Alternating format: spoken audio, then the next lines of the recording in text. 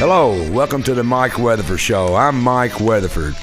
I want to thank all of y'all for tuning in and keeping up with us and watching our little webcast we've got going here. And everybody knows my main man to my right over here, Mr. Billy Busey in the house. Yeah, what's going on, Mike? How you doing there, brother? Oh, pretty good. Hanging on like a hubcap. Oh, it's a hubcap tonight, ain't Yes, it? sir. Yeah, man. What have you been up to? Oh, I've been doing some special assignments. Maybe we'll be able to bring that on that you had me got going, and hopefully we'll get all that together. It's been kind of exciting. It is exciting. Yeah, I got a good spot. I've been seeing some of what you... Did you get married? No, that was one of my best friends. Oh, I put on there. I seen all that going on. I thought Billy has done got hitched. No. Oh, I didn't see her. I'm just a window Hold your shopper. hand up. Let me see your hand. I'm just a window shopper. I don't see no ring on you. No. You know what else we got going on? I'm just looking to buy. Just looking to buy. Yeah. You just test driving. That's what you said. Yeah, that's it. You know what yesterday was? Monday. Yeah, Monday. It was October the 4th? Yeah, that's what it was. It was a 4th. guy. Can I get a little camera help here? Because there's somebody that had a birthday yesterday. What? No yes, way. he did. Oh, he did. Birthday. He had a birthday yesterday. He did. Yes, its name is yeah. cameraman. Can we show who his name is here? I mean, his God. looky here. Yeah, there Happy it is. birthday, Kevin, the producer of the show. 70. Hey, you need to get a haircut and a job. Look at all that hippie. Happy birthday, brother. Thank you, sir. We all want to sing him happy birthday. I got all these people. Happy birthday to you. Oh, he's right. Happy birthday to you. Might be in trouble. Copyright. Happy birthday, dear Kevin. Happy birthday to you. And many more. Ha, Yeah, ha. happy birthday. Yeah. Now, mess with me again, big boy. Hey, we gotta have fun. That's what it's all about. We get fun, and Kevin is the brains behind all this madness. I mean, everything that he does, like I said, my little thing, like, if you're not a professional, he'll make you look like one. Well, look at us. I've never right? claimed to be, and I'm not even looking like a professional. But we got Jason, we got Josh, we've got Terry, we've got Dana, we've got Ethan. We're surrounded by professionals. Yeah. Kevin and the crew. Kevin and the crew. That's They know it's what to about. do. Well, enough about me and enough about Kevin. That was yesterday's news Like anyway. it, Let's just move on. I yeah. mean, that's just, now he thinks we really like him or something. Poet and don't know it, huh? Yeah. All right, man. Guess what we got coming on tonight? Something that I'm almost afraid to ask. Something, yeah. After tonight, it was something that you probably, with the lifestyle you lead, you might want to be nice to this guy. The lifestyle you lead. That's probably. That's a trick question. Yeah. It's 24 Judicial something or other, I bet, ain't That's it? what it is. Oh, Lord. We've got Mr. Taz Gardner, the 24th District Public Defender. He's going to talk about people like... That's not too bad. I thought you were going to say prosecutor. No, let's get him on out here. Come on out here, Taz. And join us out here. Come on out here. Look at him over there. Put your ears on, brother. Yeah. Spin that microphone around there where I can hear you. How you doing, Taz? Good to see you, man. I appreciate you coming. You didn't know we done happy birthdays on here, did you? I didn't know. Did you hear my singing voice? Yeah, I've got how'd you like that? Oh, I liked it. Did you like it, Taz? Well, I've heard better, but it was pretty good. See, there you always got to be one. I mean, I don't care. I'll do whatever they tell me. See, I got to live with him, so. Yeah, he's got to live with it, I'm the kind of guy that, that puts on that crazy costume and flops around. When they open them stores up, I'd do it. I wouldn't care. Taz, tell me about yourself. Tell me who you are. Tell me about your family, your hobbies. Just who is Taz Gardner? Well, I wasn't born in Henry County, but my family, my father was a veterinarian here. He bought a practice, Paris Veterinary Clinic, I think in 1975. So we moved here, my whole family. Where from? We lived a short stint in Milan, Tennessee, but it was really from Auburn, Alabama, where he graduated from vet school. And then we moved here with my three sisters and my younger brother, and I moved here in the second grade, and you couldn't take me out of Henry County if you wanted to. Since then, it kind of grows on you, don't it? Yes, sir. I graduated from high school in 1987. Went to Columbia State Community College and got an associate's degree from there. Then went to UT Martin, and that's where I got my bachelor's. And then way later in life, I went to law school at National School of Law. But I've been here. I've raised my family here. We live in the Sunnyside community. Me and Beverly. Right now, we only have one child still in the house, and that's our littlest one, Remy. I have a daughter at Notre Dame, and then I have a son at Mississippi State right now in college, and then I have an older daughter that's in Huntsville, Alabama.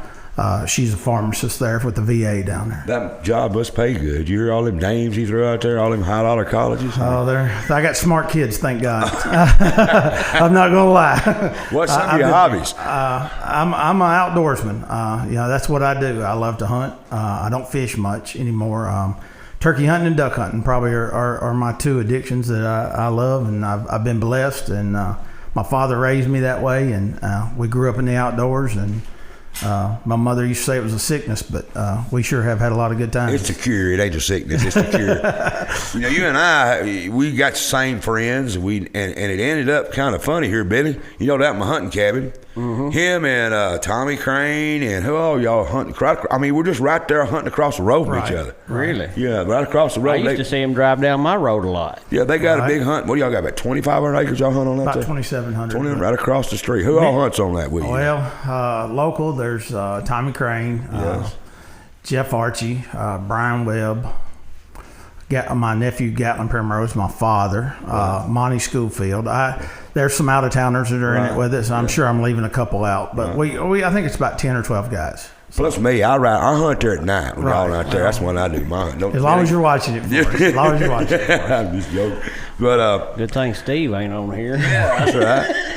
I get that all the time from my friends. When I post something on Facebook about my hunting farm, I was down there last night hunting. I say, that's just a running joke. I'm sure your buddies. Well, you live on yours part of the year though. I got a place to stay down there. Yeah, we hang out down there a lot. You got to come down now. You know who I am, and that probably cuts down on a lot of that road traffic. Y'all staying out there at night. It does. So. It cuts down a whole lot of that. They better because I've got one of my partners on my place. He's a popo. Right. So I wouldn't be too good. The popo catch out there hunting deer like that. Ain't you on some other boards and committees related to hunting and stuff? Used to be. I used to be very active on our local Ducks Unlimited chapter and our National Wild Turkey Federation. The older I've got, the more I feel like I've kind of put my time and my dues in that, and I've turned that over to the younger generation. But I still support them both. I'm a lifetime member of Ducks Unlimited. I love turkey hunting more than anything, so I always support National Wild Turkey Federation. Those are the two local things that I've served on the most, I guess. Well, that's good. All them jokes you was telling me about your buddies that you just give all their names, all that stuff you was telling me on them. I got some ammo on them now, so he told me some bad stuff. You heard all that stuff he was telling. I'm trying to get him to light him up. That's what I'm trying to do. I can only imagine what Dana's seeing over there. Oh Lord, yes, she's watching this Facebook Live, I'm sure. Now, I'm going to be serious with you. What exactly is a public defender? What do you do? What Want the me hell to answer that? Billy? I could defer that to Billy, but we won't. Tell me what the nuts and bolts of a public defender is.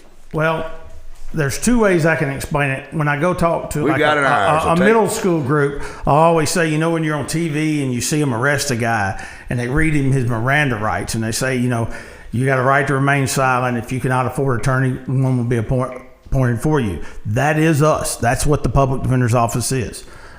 We represent people who are arrested and cannot afford an attorney. That doesn't mean you're necessarily incarcerated, but majority of the time our clients are in jail. They do not make bond because they are indigent. They're deemed indigent.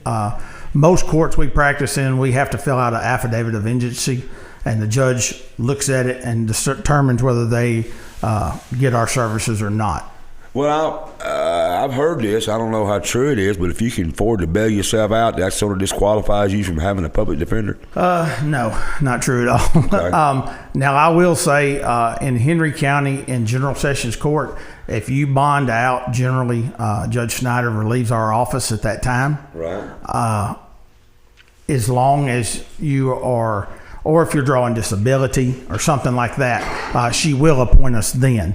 But generally, we pick that person back up if it's a felony in circuit court. And the reason for that is you do need to use your local bar, and that's why, if you can afford, people will take a free attorney if they're given it. You understand what I'm saying? Sure. So, but we do represent a lot of people, especially through COVID, that are out on bond now.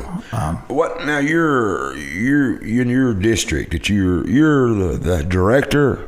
I'm the elected public defender for the 24th Judicial District. How many counties is that? Tell me the counties you represent. 5 counties. We go down the Tennessee River. It's Henry, Benton, Carroll, Hardin, and Decatur counties. How many? That's a lot of them. I didn't realize it stretched that far. Yeah. Right. Go ahead, Billy. Oh, no, I just didn't realize it stretched that far. I was kind of amazed by that. Yeah. How many public defenders work for you? I have 6 attorneys, assistant public defenders, and then I have an office manager and a secretary. I do have one investigator slot, but at the present time, I don't have it filled. So out of, when we say that's 1, 2, 3, 4, 5 counties, you've got 6 attorneys. Plus that's a me. hell of a load. Yeah. Because, crime's not getting better. They're not, crime's still happening. Even though we had a COVID, it might have slowed down a little bit, but it's still crime. Is y'all's workload just horrible? Or is it, what's a normal day? I'll give you a few numbers. That's what I looked up a few numbers before we came. And so you did your homework? Well, a little bit. Told you, Billy. But our calendar year runs from July 1st until the 31st of June. So from July 1st, 2019 to 2020, Henry County had 1,725 clients we were appointed to just in Henry County.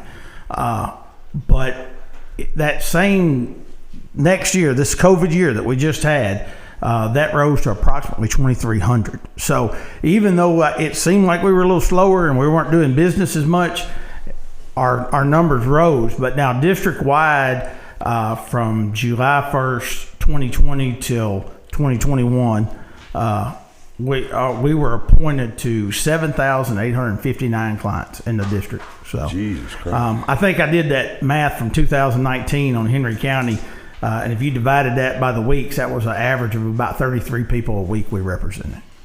The 1725 was just Henry County? Mm-hmm. Yeah. Good gracious alive. Remember we had a judge in here. That's ones that's appointed to you. That's not including. That's not everybody. Yeah. People don't realize what's coming down that road every Tuesday and Thursday. We had a judge in here. I do. I did. Remember when the judge was in here and she was giving us them numbers and I was sitting there just losing my mind. I thought we was living in a peaceful community with nobody, what has happened? Well, I will say this. Henry County is a safe place to live. We're fortunate to have Henry County. It is a safe place. What's all the damn crime about there? Well, it's drugs, addiction. It's been everything. We've talked to the sheriff, Taz. We've talked to the judge, and now we're talking to you. And everything is drugs. So why don't we concentrate on that? Close down the border, and that might help. Well, drugs and mental health are the two things that we hadn't figured out in the criminal justice system. We just hadn't figured it out. We criminalize marijuana, and the bottom line is, if you can grow it in your closet, we're never going to stop it.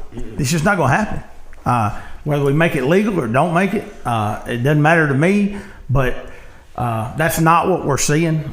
This county has a lot of meth.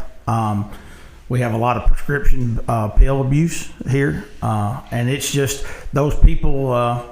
If you grow up and your daddy's a fireman, you won't be a fireman. But if you grow up in an environment where drugs are common in your house, it's not a bad stigma, I guess, to this next generation. Well, it's just family life. Yeah, it's the way they do it. Me and you grew up hunting. Yeah. They grew up dealing dope or using dope. You're appointed in 2017, right? Yeah. I'm elected, but when my boss retired, that I had for Guy Wilkerson. Yes, when he retired in 2017, Governor Haslam appointed me, and then I had to run the next general election, which was 2018. Okay. I was fortunate enough to run unopposed and was elected, and I am up in 2022. We have 5 judicial district elected positions. One is the public defender, which is me. One is the district attorney, and then we have 2 circuit judges, and those are both up in 2022. And I think they're stepping down. Ain't Yes, they? they're both retiring. Right. And then we have the chancellor, which is Vicki Hoover, a Henry County lady. Right. So those 5 are the 5 district elections that happen every 8 years. For the 24th. For the 24th, and we are all up for election in 2022. I think the primary is May 3rd. Yeah, the I think. November elections, correct? Well, the primary is May 3rd. I think filing deadline's February 17th. So are you asking for your vote? Absolutely, I'm running in You can 2022. say that. I mean, you can have a campaign ad. You know, he needs your vote, Billy. Yeah, do some magic. I am seeking re-election. Yes, There I you go. am. I want you to say that. Now's the time to ask for your vote, man. I understand. I am. But don't the judges? I have heard that they can just appoint other lawyers too. That's if you're an attorney and you're sitting out there and the judge can say, "You want an attorney? I'm going to give you this guy over there." The state pays so much for the house. Explain the difference between you getting a state paying for an attorney, which is a small amount compared to what they would normally charge, to what you do. Explain to me how all that works. Can I start back a little bit? You can go where you need to go, Taz. Originally, a long time ago, I think it was like 1963, there was a federal case, Gideon versus Wainwright. And it was a federal case, and they said, the court held in that everyone was entitled to representation. It basically solidified your Sixth Amendment right to counsel. But they never told the states how they were going to pay for it. But the states were obligated to support one.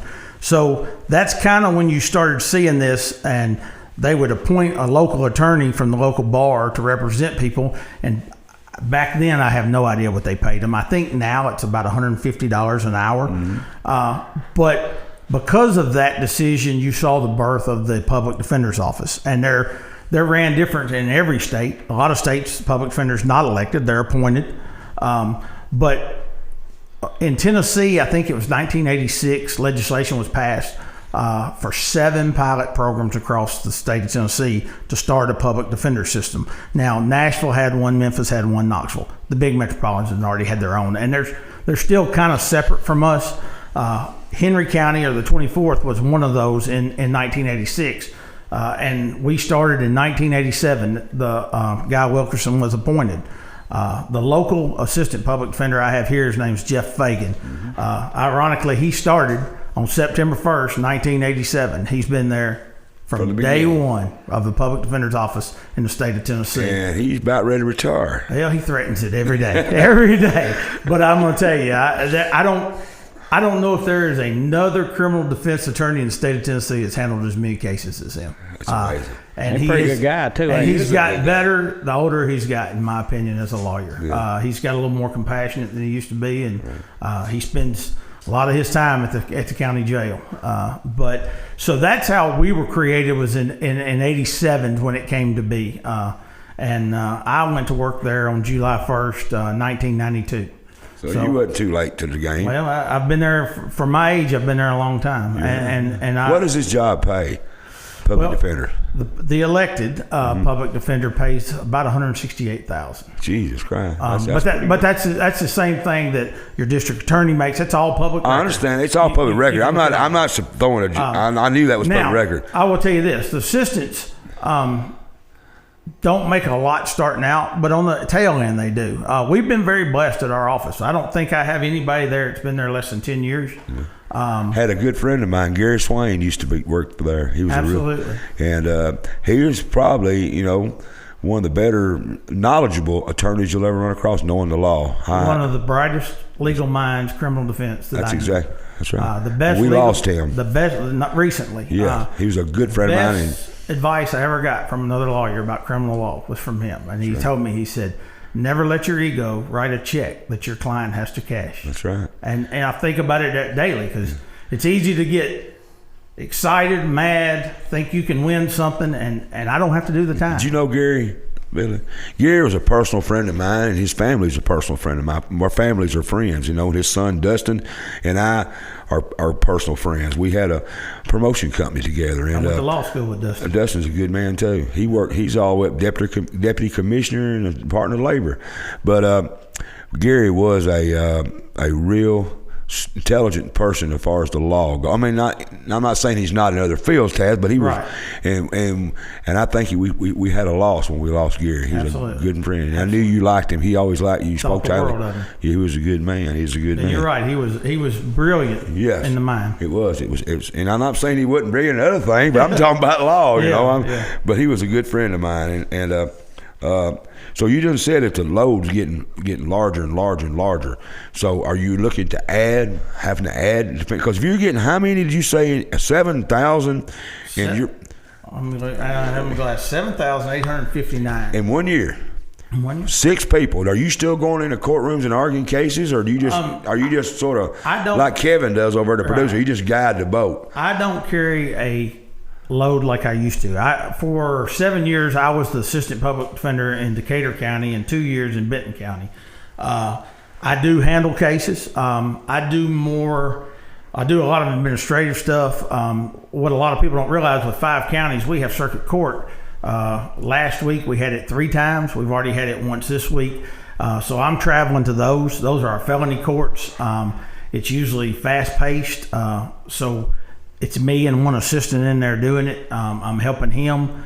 One of the most unique challenges, I think, once I became the public defender, was understanding that those 6 individuals are not 6 guys that work in your shop. Those are 6 professional degree people. So, my mother always says, I'd go on all 6 if I needed your well, assistance. she's like, why don't you take this case? You can't take a case away from somebody. I mean, I'm there to help them, and that's what I tell them. We have a great office. We kick ideas back and forth. You work together. We work together That's on what anything we team. do. That's what we do. A team. I push that word team. It takes a team. It takes a village we do to raise children. And if you want help, you need help, we figure it out. We make it work. So I do a lot of administrative stuff. I do all the complaint department, which sometimes is pretty large. Complaints. Oh yeah. From who? Mothers, grandmothers, girlfriends. So they had to go to jail for a crime they did, and you didn't get them found innocent, so you're the bad guy. Oh yeah, always. Billy, does that make sense? Before I turn this over to Billy, I want to ask you. So somebody asked the question: how does the judge know which public defender to appoint? Well, the way I run my office is I have an assistant in each county. I don't send different ones every week. Just like I said, Jeff Fagan has run Henry County for 30 years. It's his baby, and that's the way I look at it. He'll take care of it better than if I have 3 people in there trying to do it. I like it. He's a friend of mine. And it has worked. Here recently, I've added the 6th one. I hadn't had that 6th one but about a year and a half, and I'm trying to get another one. So I have a second person in Henry County and in Hardin County on their big court days. Henry County's got to where it's so big both days of the week that I need 2 full-time people here. Did we answer that girl's question? I think we did. Yeah, well, I'm just saying, in my thing, she's going to appoint that person that's there. Gotcha.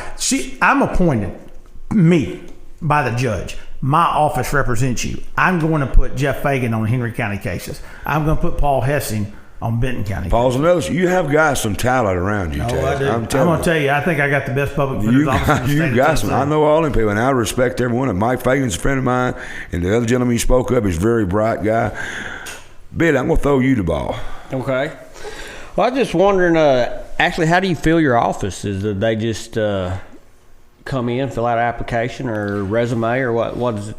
Well, I've only the only people I've hired since I took over as the boss was I hired Paul. He was a Henry County boy I knew. As a matter of fact, he grew up the street from me there the last few years of high school. Him and Blair played on the Yeah, team played a together. lot of baseball together. I've known him all my life. That's what I was getting at. But I think of my office as a family. I'm not saying that I wouldn't hire you off a resume, but I want to know who I'm bringing in the house. And I have an expectation of the type of lawyer I think that I want to hire, and the product we're going to put out. And I know that because I see them in court every day. There's other lawyers that if I had an opening, I'd offer them a job today. But I'm not going to. I've never been in a situation where I had to just say I got a job opening and send me resumes. I've always had somebody in mind.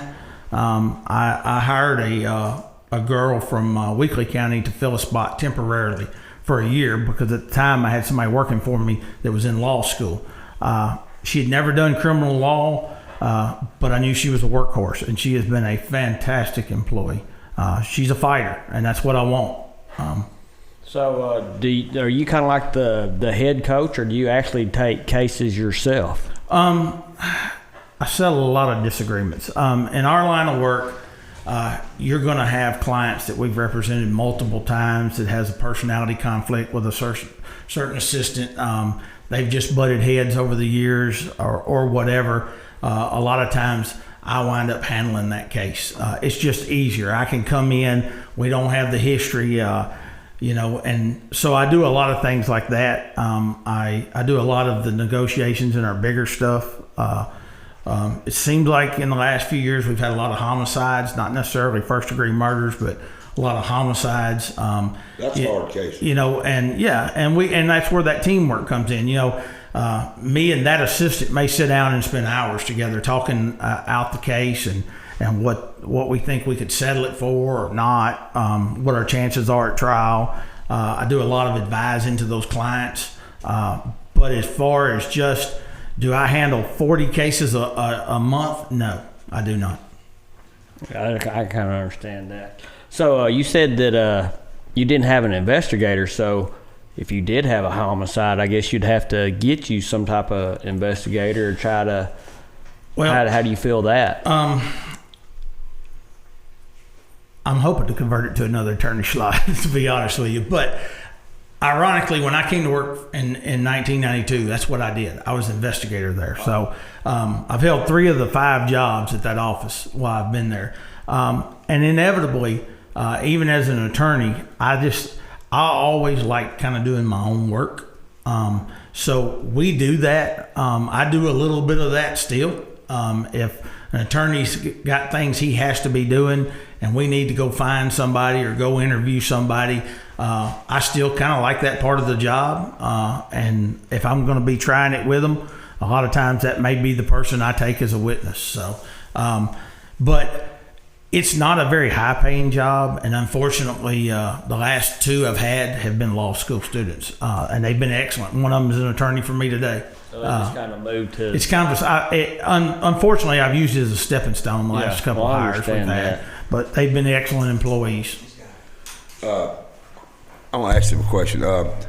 What is you sprang a little bit? You touched on it briefly. What the criteria would be to get a public defender? Now, do y'all work as hard for someone that can't afford attorneys? Basically what it's about, correct? Correct. Is it fair to say that you work just as hard as someone that's got pockets plumb down to their ankles that can buy the best lawyers the money can buy? Do you feel like that you're doing as best a job as you can, even though you're having to do it for someone for free? Do you feel like that y'all, you know what I'm trying to say? Your department. Are they getting the same defense that somebody's got a rich? Kinda. Do you feel comfortable enough that you can look at me and say, "Yeah, I'll give you just the best defense that you can buy"? I'll take my team against anybody. There you go. That's what I thought. That's what I'm going to tell you. That's what I'm going to hear. Is there sometime we can't get expert money that a billionaire could go hire? Absolutely. That comes through state funding. We apply the AOC, and they either give it to us or not. But what about expert? Just say somebody was, I don't know, let's say murder, okay? I hate that. Let's just say murder, and you need an expert witness to prove me. We will get approval for that money. Okay. We're not going to get an expert on a DUI. No. We're not going to get an expert on a theft. That's kind of cut and dry, DUI. Well, not always, but okay. I like that defense part of it. But we're not going to get experts for that. The AOC is not going to fund that. If it's what is AOC? That's the Administrative Office of the Courts. Gotcha. They're in Nashville. They oversee the judges. Billy probably already knew that, but a lot of people out there didn't know that. But yes, if it's an A felony, something like that, generally we get what we ask for. You get the resources it takes to find me in. How do you do that when you we're getting close to a break, but I'm going to ask you this question here. Is it hard as a defense attorney? That's what you are. You're just paid by the state, knowing that man's guilty. Is it hard to get into the, I'm taking a long time, so you got time to think about that. Is it hard to do when you know the man's guilty? That's always been my question. Any defense, I've asked private pay lawyers that, and they say, I'm just out looking for his make sure he's getting his constitutional rights. We protect their constitutional rights. Right. To be honest, and probably 96% of our cases plea bargain. Where the state makes an offer, we kind of counter and we settle. I thought that our who do you fight against? It would be the district attorney. I thought they had a case of winning a lot against y'all. Well, we don't try. That's what I'm getting at. We don't go to trial as much as you think we would. But plea bargain is they're on my butt. Can I come back to that? Yes. I want to take a break, folks. I mean, we got to pay the bills, got to pay Billy, and I might need an expert witness. You never know what I'm going to get into, so you'll stay around, won't you? Yes, sir. All right, we're going to go take a break. We're going to pay the bills and send us some questions. We got it worked out here now where if you got a question for Mr. Gardner or don't ask me that, but Mr. Billy Busey, we'll answer your question. We'll be right back. Don't go nowhere. This presentation of the Mike Weatherford Show is being brought to you by Paris Power Sports, a bad boy and skag mower dealer and service center that is the area's leading power sports company since 2016. Mow with an attitude and power on. Napa Auto and Truck Parts. With over 95 years of experience, you can trust the Napa know-how. Take Me Back Cafe. Delicious home-cooked family-style meals in a nostalgic, warm, and inviting atmosphere. Take Me Back Cafe. Great for the entire family. And the attorneys at Hawley & McAdams, who with over 90 years of combined experience, pride themselves in competent, thorough representation, utilizing their vast experience in a broad array of practice areas. Voted favorite law firm in the 14th Annual Reader's Choice Award, Hawley & McAdams are proud and honored to serve you.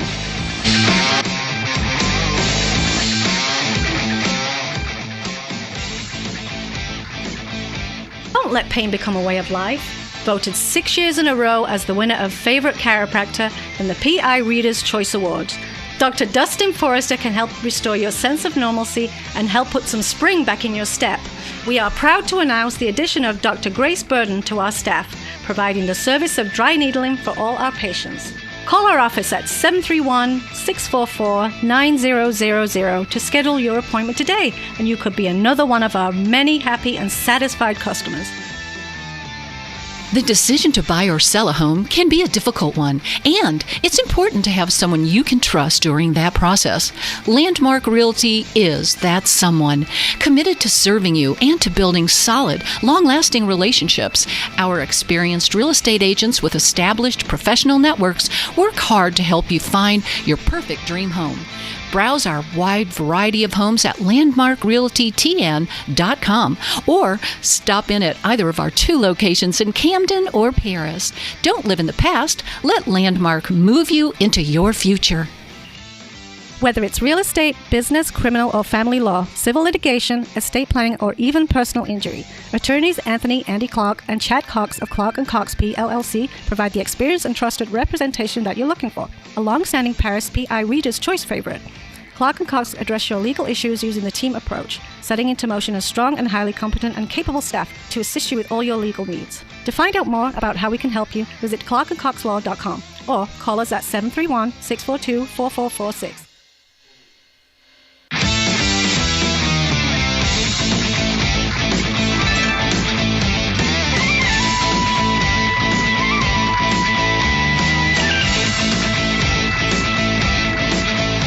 Back to the Mike Weatherford Show. We've been talking with Taz Gardner. He's a 24th District Public Defender, and we're learning the ins and outs of that, Billy. Yeah. I mean, we're trying to figure out what that job's all about. It seems to me like that he told us that he had 7,000 cases in 1 year. Yeah, almost 8,000. Yeah, and we had the judge telling how big her workload is. You know, I done figured out I'm going to quit this show. It's going to become the Billy Busey Show. I'm going to get into something to do with these criminal cases. That's where the money's at. Well, I don't know about that. There's a whole lot of work involved in that. And time equals Work? money. Never mind. I'll do this. I don't want no working. I don't. Taz, welcome back, brother. I appreciate you coming in, man. You had fun? Yes, sir. You got to eat a little pizza? Yeah. You got some water to drink? You know, wasn't that bad on you? No. Nothing like you. There's a lot of questions that's pretty bad right here, but, you know, I'm not going to ask you. I will clarify something about those 7,000 cases. Right. Those are open cases. That doesn't mean we've closed them. That doesn't mean start to finish. Especially during this COVID stuff, we have not had a jury trial in the 24th Judicial District in a year and something. But because we can't. You spoke a while ago that I'm really I hear some about that I think's excellent is Judge Hoover. She cleaned her cases out. She has. Is that not unheard of? She has. I don't know if that's a lot, but she cleaned the whole out. She said. I was present when she made the comment at a meeting that they were not behind anymore. I don't know how you do that. She's managed to use technology and Zoom and things like that and get people together. And of course, they don't have a lot of jury trials in Chancery Court. I understand that, but that's still a lot. If you go into a courtroom or a court, let's say, that's got a backlog. And she's not been the chancellor too long, right. And you can clean those backlogs out. There might be something there that needs to be looked at. I mean, right. I'm just saying. I don't know about that. Well, the biggest problem we've had in the second wave of COVID is it's really got in our jails this time. It didn't the first time. They kept them locked down. Right now, we can't go into Benton County Jail, so it's kind of hard to represent somebody when all you can do is Zoom them, and then you don't even get to go down there and go over paperwork. Now we have made some good strides, and we've settled a lot of cases, but I may be wrong in this number, but my office alone is probably, we won't try them all, but we probably have roughly 60 trials sitting, waiting. Anything from homicide to... Is Henry County courts opened? They're open, but we're not having jury trials. Because of the COVID? Because of COVID, because we can't bring the general public in a jury pool, which... inevitably, a lot of them are elderly or older, and put them in a little old box of 12 people. COVID has caused a lot of. It's caused. I can't get parts. I can't get stuff at the grocery store. You can't get your. What about these people who's in jail waiting? Well, some of them we've got out on lower bonds. We've had some guys that have been sitting there 2 years, 3 years. That's what I'm saying. I mean, the law says you got to. You know, our Constitution says you got a right to a trial, speedy trial. Speedy trial if you file that motion. That's right. Within 180 days. That's right. I don't understand. There's got to be a lot smarter people. The people as smart as Billy is the ones that figuring this out. Right. Because I would say, man, been in jail for 2 years. Just look smart. I am half Filipino, but I know. That's what I said. There's a lot of people out there smart as you, Billy. I'm just not one of them. I'm trying to brag on you. Okay. Oh. Yeah, it is. I'll go with that. Okay. But, you think about it from the other side. If you're in jail and you sitting there and they say, well, I can't carry to court because of COVID, I'm going to raise hell. Right. I'm going to say, give me my speedy trial. Just do it, just whatever. But you're going to tell them, slow down, right? Yeah. I mean, ultimately, you're hurting yourself most of the time. Yeah. Be patient. We'll get you there. We'll get you the best. Yeah. I told you we do a lot of plea bargains. It's the way of criminal justice now. I call it assembly line justice. There's such a volume there that if we tried them all, we couldn't do it. There's not enough days and courtrooms and. You're fine. Okay. I'm just doing hand signals there. You're fine. The camera's on you, so I can do this stuff. There is such a volume coming that we have to do that. I mean, it's just otherwise we'd work from daylight to dark to midnight every night. And like what I was saying before the break was probably 90 to 95% of the cases in the criminal justice system settle through some type of negotiated plea bargain. That's good and bad. I guess it is. But is it because, and I'm not throwing nobody on the bus when I ask this question, because I do want to know this. Is it because the prosecutor don't think they can win the case? Are you defense attorneys saying, well, let's take the less we can get and walk on home? Well, why is it pled so much? Well, there's a lot of variables that come into each individual case. You may say, well, I think this is a search issue, and I may be right, and you get nothing. If I'm wrong, you get the whole ball of wax. But somewhere in the middle, we settle out, and they make me an offer for half of that sentence. I go to my client and I say, it's not a matter of whether I think I'm right or not, because it's going to matter what the judge says, and then it's going to matter what the Court of Appeals says, and then the Tennessee Supreme Court says. Do y'all go that far, public defenders? Absolutely. We do appeal cases. We have just in That's the one of my last questions I asked you. in the last year and a half, through the state, we have got funding for a appellate division that works for the whole state. There's 31 elected public defenders in the state of Tennessee. There's 31 judicial districts, and all 31 of those send our appeals to that office. It's 6 attorneys, I think, and an administrator, and it has been the best thing that's ever happened to us. Go ahead, Billy. You're chomping at the bits. What is one of the cases that just really stands out to you that you've had? Are you talking about like What one that's memorable, one that just sticks in your head? Like that's one of the ones that just keep win, you- lose, or draw, right? Yeah. Just whatever just kind of sticks in your head. That's a good question. Well, some of them I don't or can't necessarily talk about facts. Oh. But you can give us the gist of it. Like, is it a murder? Is it a robbery? Is it One of them still bothers you. probably some of them that bother me the most is we have a lot of clients that have mental health issues, and I mean they really do, and we see them at their worst. I mean they're off their rocker, and I've got one of them cases, matter of fact, myself. And you can't get that person help, and you see them become a victim of the system, and there's really nothing you can do about it. You know, you can get them put somewhere, and they put them on the right meds, and then they send them back to the county jail, and the county jail can't give them that medicine because of policy, because it's a narcotic, and then they fall right back into where they can't help me. They get in more trouble in the jail. They're picked on just like in schools, and then you put them back on the street, and they just it's a cycle they can't get out of. And that's what earlier I said, mental health is probably the biggest breakdown in the criminal justice system. Before drugs, you'd say mental, no. And then drugs. But we see a lot of these mental. mental health people self-medicating. They're using that drug to make themselves feel better, and it's just a cycle that we haven't figured out, and we can't break addiction. We send so many people to rehab with such poor success. Billy, if you notice one thing here, we've talked to the sheriff, right? We talked to the judge. We got the public defender. They're all three saying the same thing. It's amazing. Y'all need to all get together. The Sheriff's Association, the Judge Association Conference, and then the public defenders. Y'all all know the problem. Yeah. Is there anybody that can fix the damn problem? Listen to y'all. The judges, the sheriffs, and now the public defenders are all saying the same: mental health and drugs. You notice that, Billy? Yeah. Why ain't something getting done? I'll keep my mouth shut. It's just hard. Well, there's money in it as far as the drugs go. I'm talking about why ain't we fixing this problem? He just said it.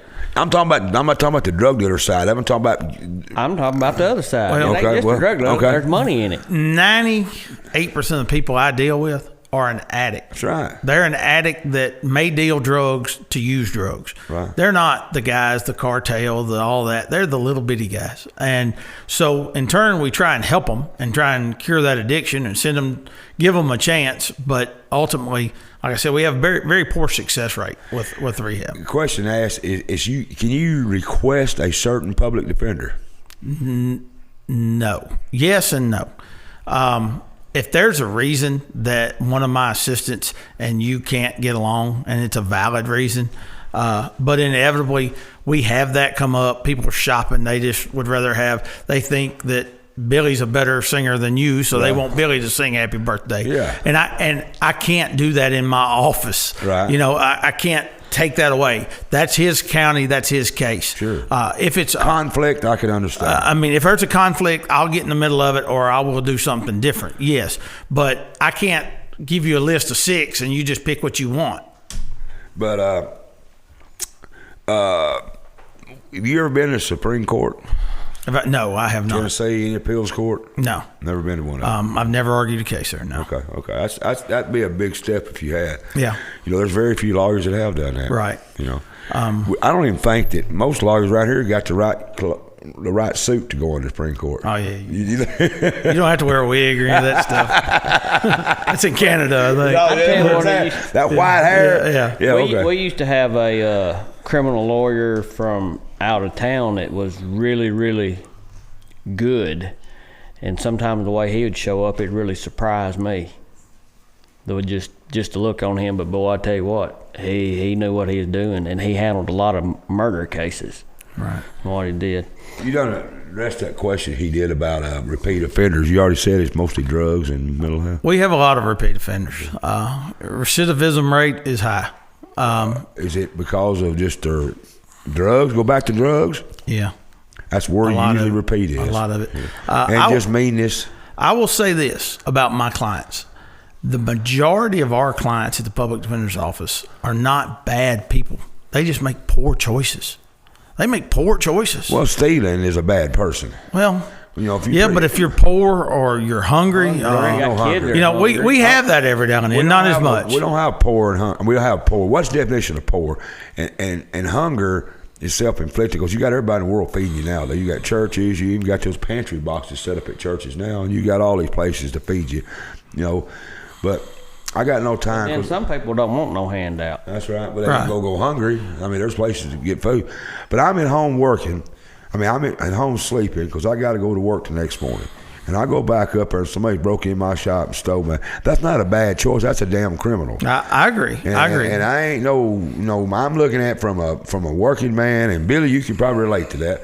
If somebody steals your stuff while you train her, I can't stand a liar or a thief. That's right. To me, I'm not arguing with you. Right. You're right. Bad people make bad choices. Drunk driving is a bad choice. There's a lot of things that's bad choice, but a damn thief to me knows what he's doing. That's not a bad choice. That ain't the first time sucker stole. But all three of us sitting here have made a bad choice at some point growing up. We did something we shouldn't have done, but we knew right from wrong, and we got over it, and we did right. And didn't keep on. They don't have that capability, it appears to me, a lot of times, whether it's home life, whether it's the environment they live in, but they're not violent people. Now, you break in somebody's house, that's a violent act to me. Breaking my shop's violent. But a lot of times it's an addict that can't get the money to get the drug, and he makes that choice to steal because he's trying to get the money. And that's a bad thing. I'm not saying it's not. Yeah. But we don't see a lot of truly evil people, I guess is what I'm trying to say. I agree with that. Not we don't evil. have mass murder, serial killers. I agree with that. But and I wouldn't argue with you about thieving. But you don't have to steal. No, you don't have to do that crap. That just makes me mad. Almost pisses me off. Yep. Somebody stealing, and robbing and all. You ain't got to do that. I mean, you do it one time, maybe out of desperation, but if you keep doing it over, correct. When you see, I've talked to some investigators. And they say, yeah, we got a good idea who's doing all this breaking in because they know the MO. And the same ones do it over and over. So it forces us to have to put these alarm systems, video cameras, and like I got in my shop. You can get near my shop, you're on camera, and you got alarms to go off. I have to spend that money because somebody wants to be stupid. Right. And hell, come up here and I'll put you to work, Right.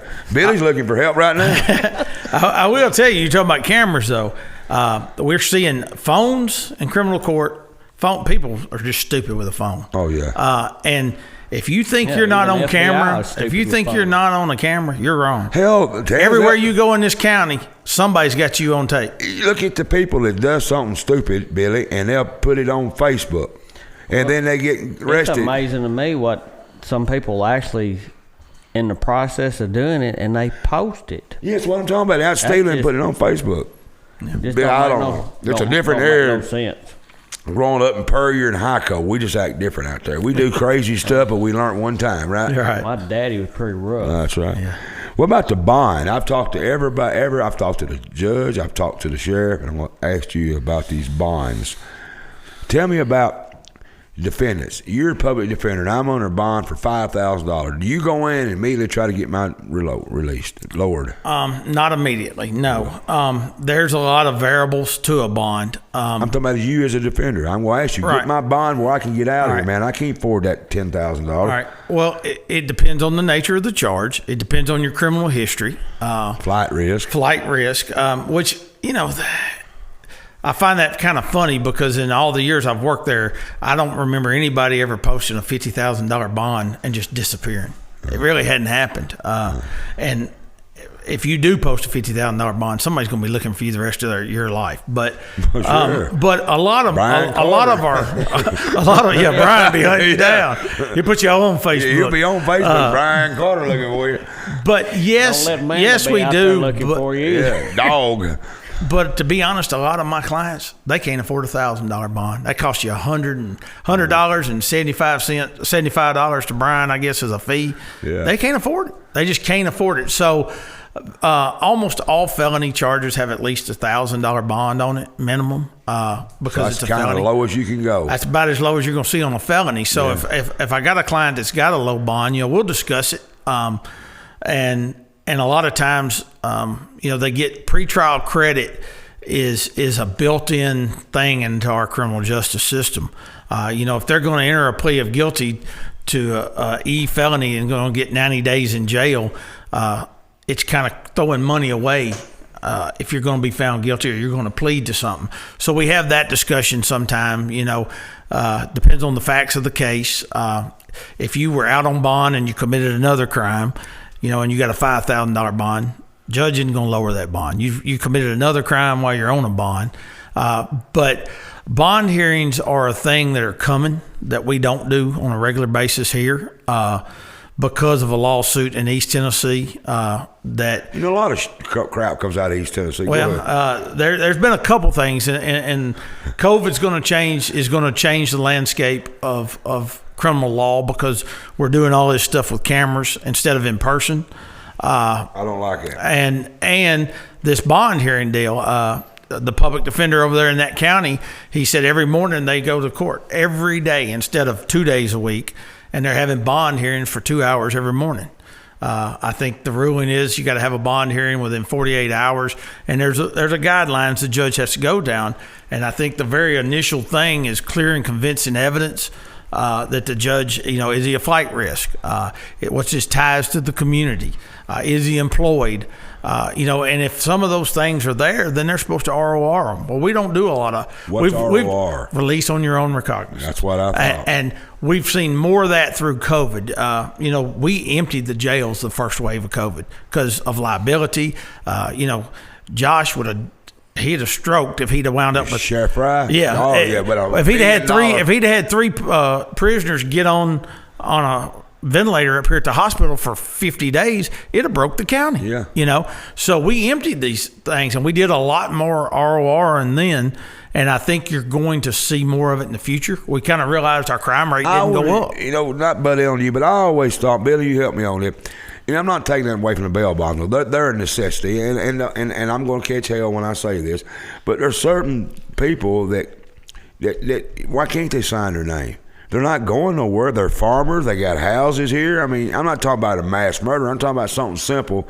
Why can't you just sign a paper and I'll be in court and go on? Well, you can do a property bond. Yeah, but that's a lot of hassle. It is, and it's tied up for the length of the case. It is, and that's okay, but you got to make sure there's no lien holders. You got to do all this. So most people's going to say, I'll just get a bail bondsman. Right. Why?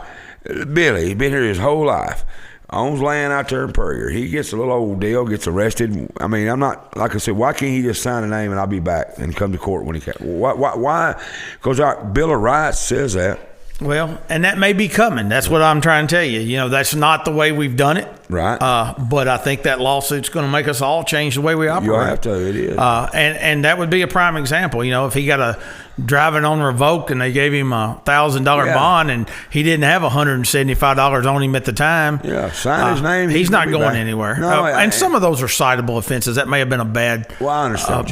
A bad example, but a minor crime. You and I are just throwing out stuff that probably that people can eat us alive for using for examples, but it's not a lot of, because our Bill of Rights gives us a right to speedy trials. You got a right to be jured by your peers, and there's a lot of stuff, and you got the right to a bond.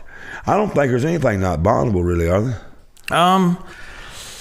When you get into some of your murder cases and your death penalty potentially, depends on the circumstances. Yeah, it's probably something that your office wouldn't deal with. No, we do deal with those. Oh, really? Unbondable? Okay. I guess y'all do get bigger than I thought you did. Oh, yeah.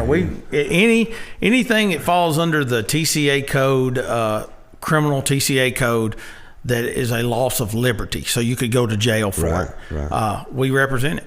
I was big in NRA, and I'd always tell people when I do a little speech and stuff, I'd say, well, it kind of works like this, and it still does. City can't trump a county law, county can't trump a state law, state can't trump a federal law, and federal can't trump a civil law. That's basically how it works. So I think that applies everywhere, don't it? Pretty much. You were talking about the Bill of Rights, and you kind of asked me a question, and we didn't answer it and directly, but you said, how do I represent a guy that I know is innocent? And you were talking about the NRA. And I get asked all the time, how you do what you do for a living? And I say, well, I sit there, and I'm an NRA guy. I'm a gun guy. God knows I own a ton of them. And everybody talks about the Second Amendment and the First Amendment, but they forget about the Fourth, the Fifth, and the Sixth. And that's what I do for a living, is the Fourth, Fifth, and Sixth Amendment, and their Bill of Rights. And it's the same government that everybody hollers the Second Amendment is coming to get you, but they're the ones that you're protected against illegal search and seizures. You're entitled to due process through the Fifth. The Sixth gives you right to counsel. I mean, those are the same rights that you're given in the First and the Second through the Fourth, Fifth, and Sixth. I agree 100%. But people don't see it that way a lot of times. They don't want to see it that way. And inevitably the guy who sits there and says that to me, a year later, 2 years later, his grandson gets arrested or something. And it's not for anything major, but then he's the first one hollering, well, they didn't Mirandize him, they didn't do this. And I said, we're a check and a balance. That's how the system was set up. And if you want better law enforcement, you need a good defense bar, because they know to do it right the first time, not to be lazy in things. And that's one of the things that I try and instill in our office, that if we do our job and we do it thoroughly, that doesn't mean that we're adversarial by nature, but we're friends with law enforcement. A lot of them are my friends, but they respect us, we respect them, and they know that if they're going to get a search warrant, do it right. Do it right, or my office is fixing to take you to task over it. You're going to look for the I's not dotted and T's. Right. But that goes back to my rights. As the person you may be defending, it's set up to where you're supposed to be innocent until proven guilty. And there is there's a Bill of Rights that you have to follow, a chain. You have to follow this groove to get me found guilty. Due process is what it's called. It's exactly. And you can't just go around any of that just to find me. You can't, it's just, and you're right, and you nailed it, and I should have been more clear on what I said earlier, and I'm glad you come back and straighten that out, because I didn't get it like it should have been, but I agreed 100% with what you said. But sometimes we tend to forget this country was set up on Roman law, English law. It's all of it in our laws. That's how it was set up. I think Louisiana's still under Napoleonic law. They got some crazy laws down there. Parishes down there. Yeah, it's different. It is. But, we need to remember that he's got rights. Absolutely. And the cops have to understand that, and they do a good job of that. Knowing, get the right search warrant, do it by the T, because you can't break this man. And I know it's got to be, agonizing in their line of work, the holes they got to jump through, but it prevents bad people from doing, bad cops. There's not many of them. There's none in Paris I know of, but I'm saying as a whole, it prevents bad cops from doing something to me that's illegal, my civil right, and I'm glad we got somebody. I've learned a lot from this man. I've always respected you, didn't know you, but respected you, but and I mean this in a good way. You're a lot smarter than I thought you was. A lot smarter. When you look like me, it's easy to make that assumption. And all your friends was telling me you wasn't that smart, but they're all lying. Y'all guys are watching this, and all your friends are watching you right now. He is a smart man. Y'all lay off of him. Well, no, I'll give him hell. I don't care. Go ahead, Bill. Well, we got one of our viewers is wondering about the rehab. Why do you think so many that the rehab's not helping? Is it long term, not being long enough, or no? We do long term. I don't know. This is a personal opinion, okay? Yeah. I don't know that you can cure addiction. I think you can replace addiction with another addiction. That's just my personal opinion. I know people that have gone to rehab and it's been great. And I'll tell you, we got a women's rehab here, the Hope Center, that Dana Lowry, I don't know if you know her or not, she runs it. I've had more success with it than any other. She's been on here, hasn't she? No. But they got a good program out there. They're getting these girls jobs. Jimmy Tosh is hiring them out there. Back here, they got a place by your farm That's right. that he's given them. That's right. For they can move their children in there. I mean, they're given a great opportunity there. I mean, they're getting a job with benefits at Tosh Farms, and we've had better success there, but still not great. So I don't know if there's a part of me that thinks sometimes a lot of the criminals take that in lieu of jail just to get out of jail. They're not serious about it. I think you're right about that. I think it's a want to. Yeah. And you have to learn how to avoid certain people. Right. And you know, I had that conversation with one of my clients the other day. I said, you've completed the program and then you want to move in a house with 3 other addicts. And I said, you know, law of averages says 2 of those are going to fall in the next 6 months, and you're right there with them. What are you going to do? Peer pressure, and you're going to fall right back off the wagon. So you're right. I don't know if maybe we need to figure out a way to send them across the state to a rehab and get them away from their friends, the ones that they were getting in trouble with to start. I don't know what the solution is, but it doesn't seem to work. Well, I got 2 other things I was just kind of wondering about, if you could talk about them. What exactly was the lawsuit that they had in East Tennessee that's changed this to have so many bond hearings? Well, they were just saying that it's not the debtor's prison, but a poor guy is such a disadvantage. Back to what your question was, the defense you get and all. You know, if you can get out of jail and help your defense team, things like that. But it seems like the poor spend the majority of the time in jail, if that makes sense to you. You know, if you own a business and you got savings accounts, we fill out an affidavit of indices, and I've done it for 29 years. I think maybe 2 times has anybody ever had a credit card that I filled out. When one of the questions is how much cash do you have in the bank or at home? 0. You know, so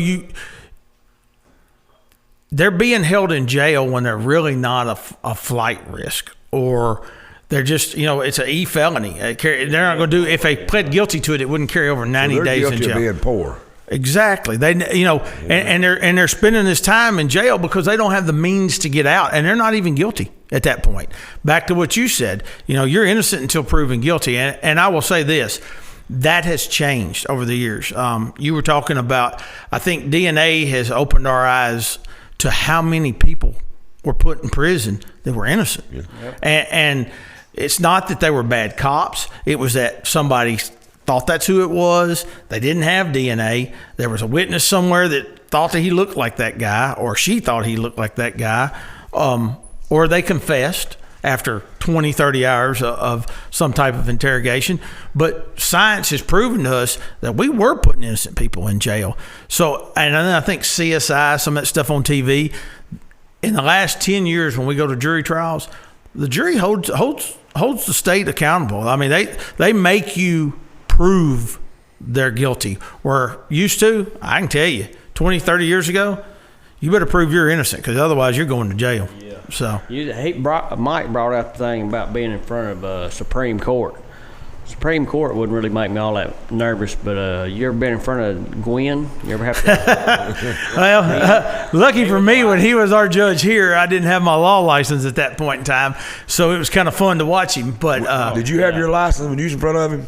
Law license, Billy? That's who I learned under. Oh, that's where you learned your law. Yeah. So Billy has got some background in the criminal, or what I've got my internship in. Internship. Yeah. The only time I practiced under him was when he was a senior judge in Benton County as a general sessions judge. After he retired, they took him over there for about a year. Well, Taz, they are in my ear. You can't hear this, but saying we done been over our allotted time. You were right. And that's good. That's good. That's good. I tell you what, I learned a lot. Oh, I did too. I enjoyed it. Yeah, I really enjoyed this with you, man. I mean, we need to sit around he needs to go over to the cabin. Huh? He's going over to the cabin. Yeah, he does. Come over to the cabin one night, sit around the campfire. we'll drink some sweet tea and we'll talk about everything. I really enjoyed it, bro. Sounds like a plan. Anything else you want to talk about to the public that goes, where else can you go and get this opportunity? There's not a lot because the biggest confusion I have friends that don't really know what I do. That's right. We just explain a lot. They know I'm a lawyer, but then I'll have people say, "You gonna put anybody in jail today?" That's right. That's not your and job. I'm like, that's not really what I do. I try and get them out, but so it's nice to get to come on and tell people. We a lot of times we're not the respected part of the criminal justice system. My point is this: I know I'm over my time. They're telling me, but he's hell, my also name's elected. on the front Remember of that he's elected. Yeah, my name's on the front. We'll need from voting. Taz, I know Mike Fagan, and I know what's the other guy? Jeff Fagan, but Jeff Fagan was the other. Paul Hesse. I know them guys. You're right. They're intelligent people. Absolutely. I know, and you're an intelligent person. I feel like that's one of them jobs that ain't getting no thank yous. I mean, you're doing a service that's got to be done because you're helping the poor that can't afford an attorney. That's what you basically do. And I feel comfortable with them now. I mean, I do. I feel a lot better after talking with you. That I feel more comfortable that tax dollars are being spent wisely, because I honestly believe in your heart you're trying your best to help that man. Well, if you know me at all, I like to argue, and I'm opinionated about some things. And are you a Weatherford? Is that Weatherford in you? Not that I'm aware of. He just looks like one. He just look like a Weatherford. We got the same hairdo. But I will say this: like you said, I got fantastic staff. You do, and they're all intelligent and they're all dedicated to what they do. Well, probably one of the biggest insults we get, and we hear it now from out of town defendants. Somebody gets called on the interstate, they'll say, "Your Honor, I want a real lawyer," and that hurts. It hurts us, but it's fun to know that in these counties now you'll see the other prisoners hit them and say, "Hey, dude, he's better than what you can hire." That's right. That's the public value I want from my office. That's what I was trying to give you. I'm really that's the public value I'm looking for. I'm really impressed with it, man. Well, I appreciate you coming on, man. Thank you I for really having do. me. And tell all these people that Mike ain't that hard. We fed you pizza. I've been nice to you. I didn't put all the bad stuff your friends told me to say to you. I appreciate that. I'll let them do it in person though. But I'm surprised some of them didn't get on here and get rough on you. Did you enjoy yourself? Yes, sir. I absolutely And did you get your point out there? And we wasn't. Yes, sir. And look here, when you can look straight across with something that pretty, I ought to charge you to come in here and see that right there. Look at all that right there. I hope it wouldn't be much. It wouldn't pay the light bill, would it? Pimping is a crime now. Quit that. Billy, did you have a good one here, wasn't it? Oh, yeah. I enjoyed it. You did. Well, next week, we got some more guests coming. Next week, we got Richie Shillcutt, the road supervisor. And I'm telling Billy, but I'll tell the camera too. I mean, they're all points. See how they do me? They tell me where to go. I mean, it's all the time. I hear that all the time. Yeah, we're not down at the shop or out at the cabin. I'm not the boss here. We got to talk to the camera. I'm going to talk to that one right there. That's it right there. Okay. Next week, we got Richie Shillcutt, the road supervisor, coming in. And we are doing more where you can ask us questions if you want to ask something about your road supervisor. And you ask Taz here, our Mr. Gardner, Counselor Gardner. He done an excellent job, and I want to thank all my viewers for tuning in. And I want you to go to Facebook and like us, follow us. Billy, tell them where else to go. Facebook, YouTube, subscribe to us. Rumble. We're on Rumble. We're growing everywhere. We're branching out. We've got 1,400 followers on our Facebook page. Right. So this is going to be another big show, because Taz come in here with his paperwork. You see that? Yeah, he's ready. He's ready to rock and roll. Man, I appreciate all my viewers. I want to thank all my sponsors. And I thank all my crew out here helping us, man. They're the ones that do it. I mean, that's right. Just make us look like professionals. Yeah, well, they're paid. They can look out pretty Billy over here. All right, guys. I guess it's time to go on. Anything else you want to lead us in closing prayer? Yeah, I can do that if you want me to. Out of here, man. Let's get this. Might take a little bit. Let's get all this done. But I'm back on this camera. Yep. Tell them Tuesday. Next Tuesday, the road supervisor. Tell them, Billy. Come on back and join us, 7 p.m. live. See y'all. Come back.